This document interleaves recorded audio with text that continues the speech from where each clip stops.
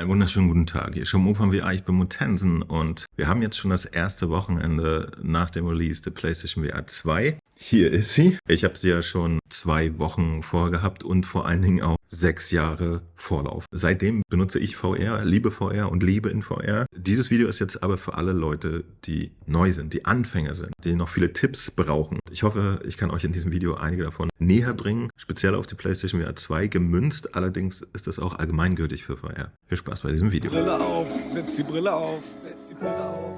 Bevor wir richtig loslegen, muss man sich klar machen, dass VR extrem individuell ist. Das ist wirklich noch was anderes als heutzutage Smartphones oder irgendwelche anderen elektronischen Geräte. Die sind durchentwickelt, da weiß jeder, wie er mit umzugehen hat. Es gibt keine Fragen mehr. Bei VR ist das noch sehr anders, weil es halt auch mit euch funktionieren muss. Jeder hat eine andere Physiognomie, ihr habt eine andere Kopfform, eure Augen sitzen weiter oder näher auseinander oder mehr innen oder mehr aus dem Schädel heraus. Ja, das ist alles wichtig.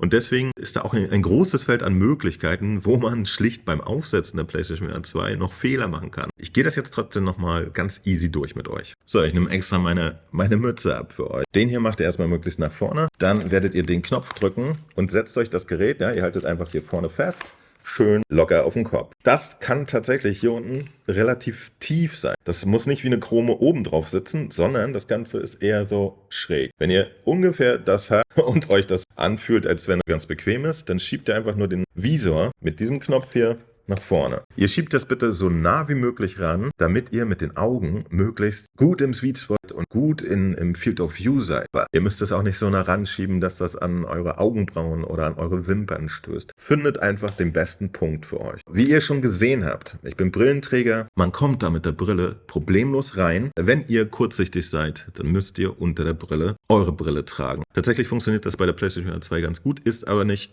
100% bequem. Wir alle warten momentan auf Einlegelinsen.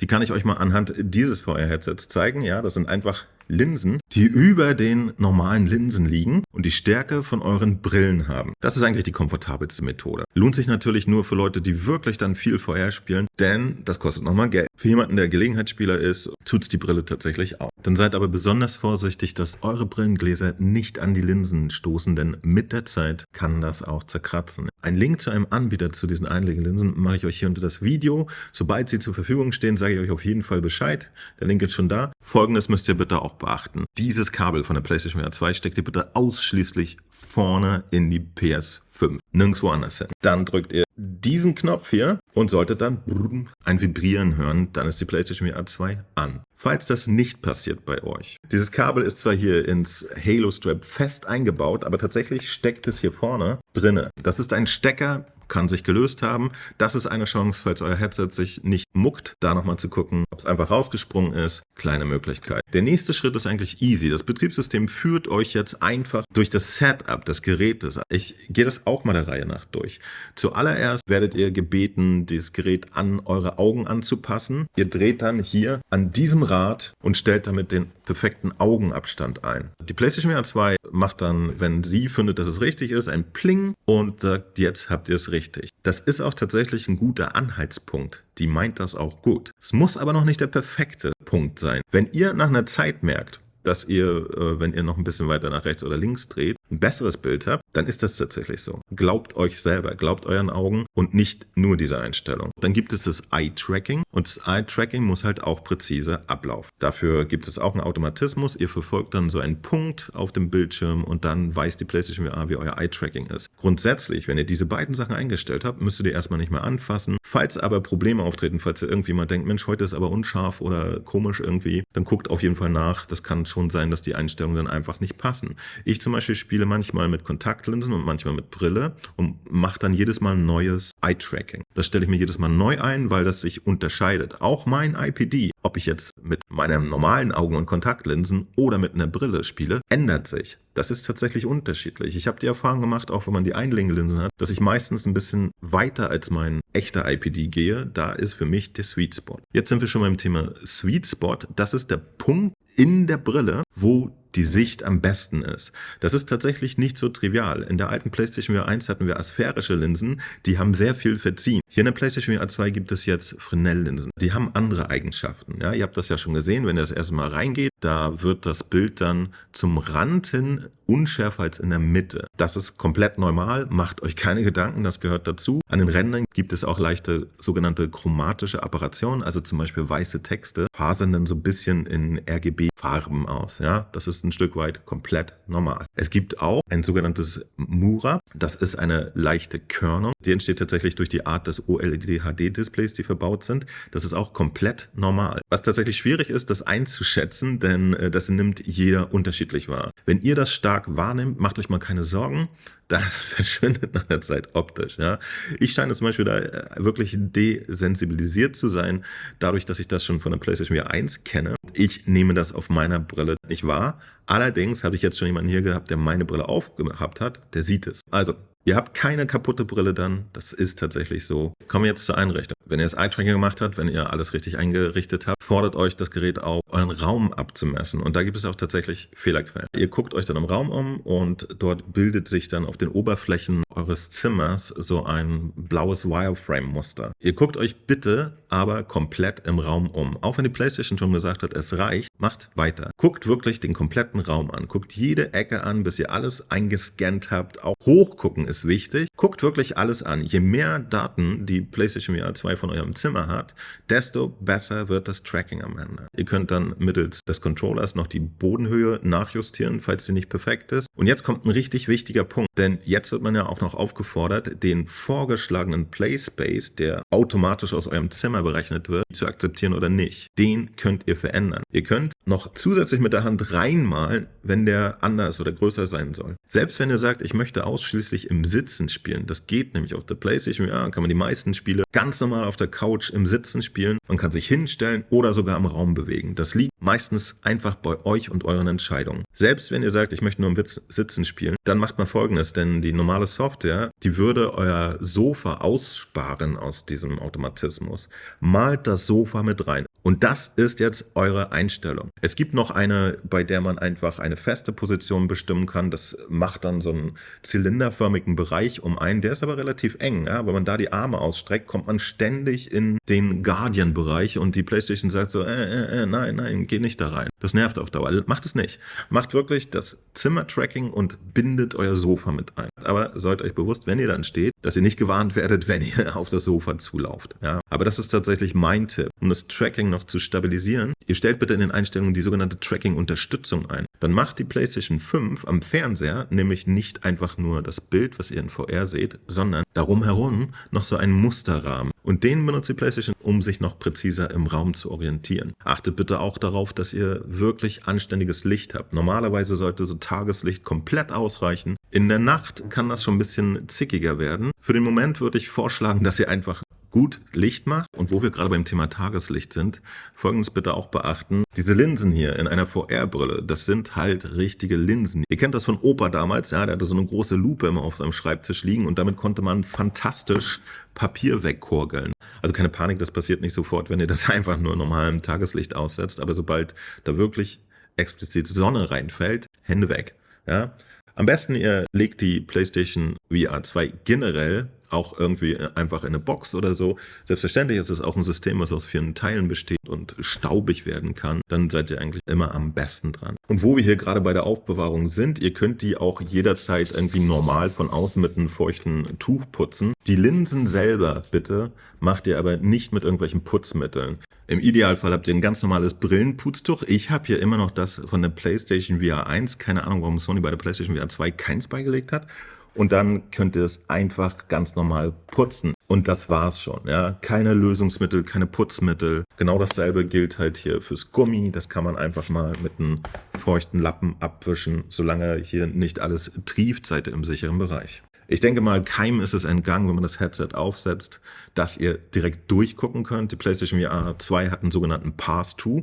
Ihr könnt einfach rausgucken. Dieser kleine Knopf hier ist mit diesem Pass-Through belegt, defaultmäßig. Ja? Also wenn ihr den drückt, dann könnt ihr jederzeit rausgucken. In jedem Spiel könnt ihr automatisch rausgucken. Das Spiel wird dann angehalten, macht euch keine Sorgen. Ihr könnt aber umschalten, wenn Mutti in den Raum kommt, kurz was besprechen, euch einen Drink nehmen oder so. Das ist ein ziemlich cooles Feature. Und dieser Pass-Through ist sogar dreidimensional. Ja? Man kann sich damit sehr gut in der realen Welt orientieren. versucht das mal. Macht eigentlich richtig Spaß. Ich habe es sogar geschafft, mein Handy damit abzulesen. Allerdings, ja, nicht so lässig auf dem Schoß, sondern ihr müsst schon nah rangehen. Ja? Ihr müsst es so ranhalten, dann könnt ihr sogar auf eurem Handy Nachrichten lesen, während ihr VR seid. Puh, wisst ihr, wie man das nennt? Genau, das Metaversum. Kein Scheiß. Wenn euer Zimmer besonders groß ist, könnt ihr dieses Kabel verlängern. Bis zu 2 Metern. Ich mache euch mal einen Link hier unter dem Video zu einem Kabel, das tatsächlich explizit gut funktioniert, von dem es halt bewiesen ist. Da könnt ihr hinsurfen. Das gibt es in 1 bis 2 Meter Länge. Drüber würde ich nicht gehen. Zu den Controllern habe ich vielleicht auch noch ein paar Tipps. Es gibt sehr unterschiedliche Angaben da draußen über die Controller-Laufzeit. Tatsächlich hängt das natürlich vom Spiel ab. Trotzdem schwanken die Angaben. Mir ist aufgefallen, dass die Controller auch relativ früh jammern, dass sie leer wären. Ja? Allerdings kann man dann einfach bis zu einer Stunde weiterspielen.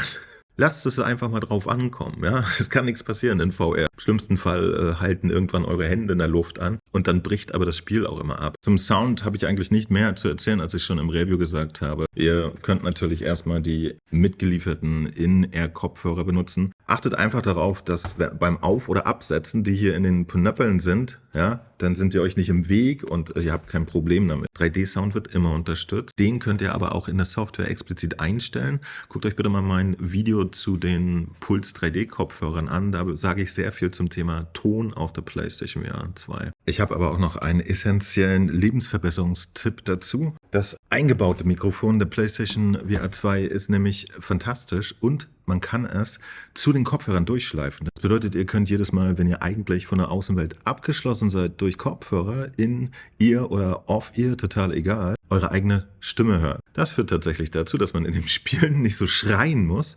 Außerdem hört man noch seine Umgebung. Ja, wenn jemand im Zimmer ist und sagt, Mensch, Carsten, dann hört ihr das. Riesenvorteil. Stellt das unbedingt ein. In den Einstellen einfach auf Ton, Audioausgabe und dann Mithörlautstärke. Ja, da kann man in, ich glaube, 6 Stufen einstellen, wie laut man es mithören möchte. Benutze ich auf der PlayStation VR 1 seit 6 Jahren.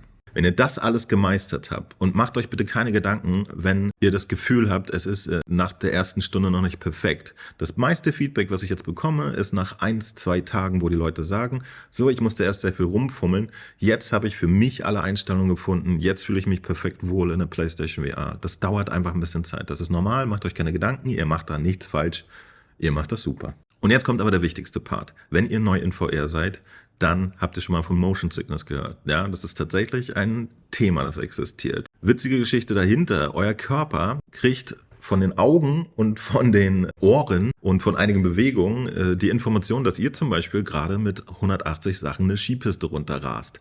Ihr selber habt auch das Gefühl und denkt so, oh mein Gott. So. Einige Sensoren in eurem Körper sagen aber, nein, ich sitze auf dem Sofa, Alter, was geht?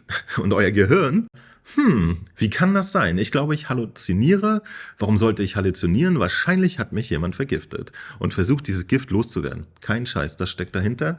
Also wird euch schlecht. Ihr müsst euch übergeben. Das nennt sich Motion Sickness. Tatsächlich kennt man das auch ein bisschen aus der realen Welt da draußen, Reisekrankheit etc. Also alles, was der Körper nicht kennt, will er erstmal kotzen. Kein Scheiß. Ihr seid aufgewachsen auf dem Rücksitz der Autos eurer Eltern etc. Daran habt ihr euch gewöhnt, gar kein Problem. Und das ist tatsächlich auch in VR so, aber man muss es trotzdem langsam angehen. Wenn ihr Anfänger seid, noch nie was in VR gemacht habt, dann nehmt bitte diesen Rat an.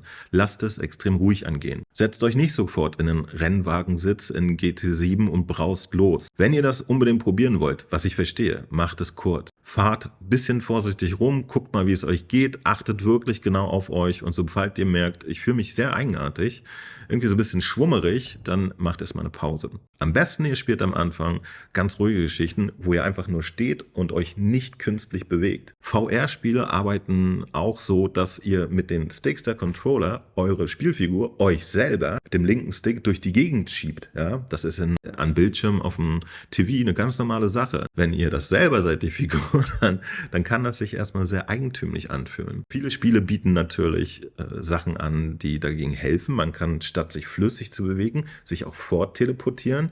Es gibt meistens auch sowas wie Vignetten, ja, da wird dann der Blick so ein bisschen eingeschränkt. Das hilft tatsächlich auch gegen Motion Sickness, aber ihr seid auch selbst gefordert. Ich werde euch noch ein Video machen, wo ich euch eine Reihe von Spielen vorschlage, die für Anfänger super geeignet sind. Ja, das bundle ich aber nochmal in einem eigenen Video, denn das ist auch wieder ein 10 Minuten Absatz, den würde ich jetzt hier nicht mit reinquetschen. Nehmt es erstmal so hin, dass ihr am Anfang bitte versucht, Spiele zu spielen, wo ihr euch nicht künstlich bewegen müsst, wo ihr einfach dasteht und irgendwas um euch herum macht. Boxen, Trommeln, irgendwas. Ja, das sind tatsächlich die Sachen, bei denen man sich am allerbesten an VR gewöhnen kann. So Spiele wie Demeo, da sitzt ihr vor einem Tisch und erlebt ein spannendes Tabletop-Rollenspiel. Sowas ist eigentlich vollkommen ungefährlich. Und da könnt ihr euch sehr viel erstmal an VR generell gewöhnen. Und dann könnt ihr sagen, okay, ich gehe einen Schritt weiter, ich probiere vielleicht, natürlich will jeder Horizon ausprobieren, aber macht es erstmal vorsichtig, ja. Immer Schritt für Schritt und dann werdet ihr einen Gewöhnungseffekt spüren.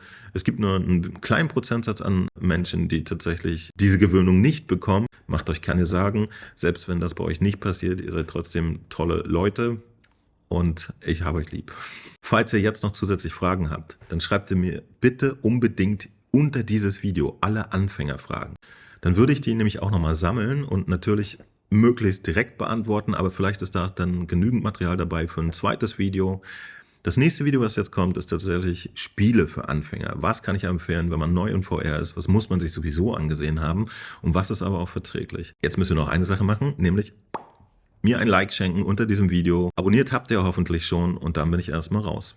Motensen, Mo von VR, immer für euch da. Bis First Impression kannst du dich verlassen, also lass ein Abo da, dann kannst du nichts verpassen. Ob auf Rügen in geschlossenen Buden mit gutem WLAN, hier gibt's heute kein Schnitzel, Alter, was geht, man? Oder direkt von der Messe mit dem Phone. Voller Einsatz, der Beste ist Mo, ist Mo. Der Beste ist Mo. Der Beste ist Mo. Der Beste ist Mo. Mo von VR ist Mo. Der Beste ist Mo. Der Beste ist Mo. Der Beste ist Mo.